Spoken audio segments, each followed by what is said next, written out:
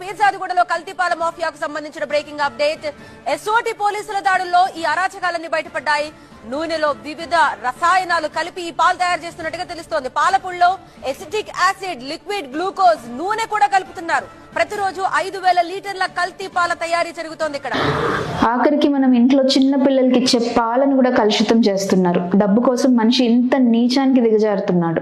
కానీ please parents, మీరైనా careful గా ఉండండి. మీకు పిల్లలు ఇచ్చే పాలని చాలా సెలెక్టివ్ గా ఆర్గానిక్ మిల్క్ సెలెక్ట్ చేసుకొని ఇవ్వండి. ఇంటి దగ్గర దొరికే ఫ్రెష్ ఫార్మ్ మిల్క్, ప్రాపర్ మంచి కంపెనీ చూసుకొని అయినా ఇవ్వండి.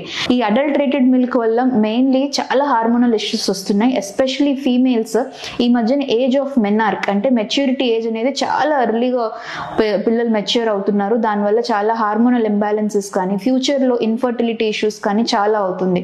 So future generation is in our hands. Please take care of this small things.